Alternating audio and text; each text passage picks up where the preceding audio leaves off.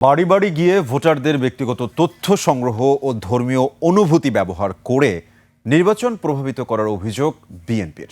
প্রতিপক্ষ জামায়াতের এই তৎপরতার বিরুদ্ধে ব্যবস্থা নিতে নির্বাচন কমিশনের প্রতি আহ্বান জানিয়েছে দলটি।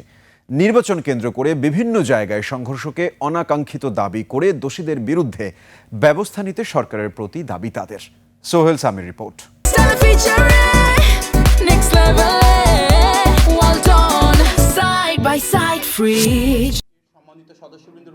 দেশব্যাপী নির্বাচনের হালচাল নিয়ে গুলশান কেন্দ্রীয় নির্বাচনী কার্যালয়ে বিএনপির জরুরি সংবাদ সম্মেলন।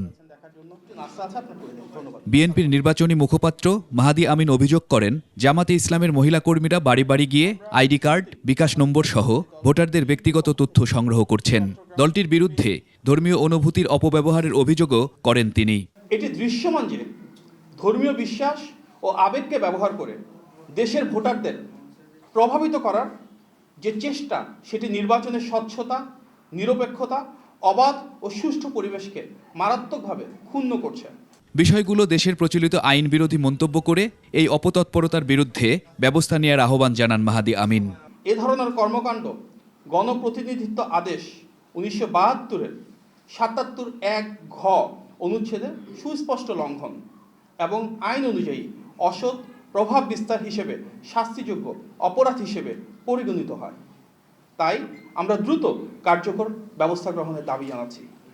বিএনপির চেয়ারম্যান তারেক রহমানের নির্বাচনী সফরগুলোতে মানুষের অভূতপূর্ব সাড়া পাওয়া যাচ্ছে বলে জানান দলের মিডিয়া সেল প্রধান ডাক্তার মওদুদ আলমগীর পাভেল।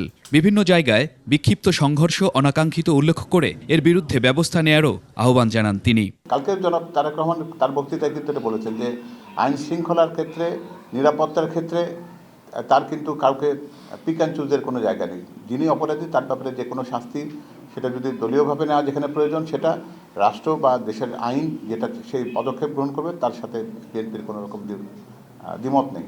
অন্যদিকে দলের চেয়ারম্যান তারেক রহমানের পক্ষ থেকে আগুনে পুড়ে যাওয়া কড়াইল বস্তির মানুষদের জন্য বিনামূল্যে চিকিৎসা সেবা ও ওষুধ বিতরণের কর্মসূচি পালন করছে বিএনপি। ঢাকা 17 আসনের কড়াইল বস্তি সংলগ্ন টিএনটি মাঠে কর্মসূচির উদ্বোধন করেন বিএনপির স্বাস্থ্য বিষয়ক সম্পাদক ডাক্তার রফিকুল ইসলাম। এই ক্যাম্পে যে সকাল 10টা-10:30 থেকে শুরু হয়েছে, এই পর্যন্ত প্রায় 500-র উপরে রুগী কিন্তু অলরেডি দেখা হয়ে গিয়েছে। দুস্থ মানুষের জন্য তারেক রহমানের এই সেবা কার্যক্রম অব্যাহত থাকবে বলেও জানান তিনি। সোহেল সামি, 21 টেলিভিশন, ঢাকা।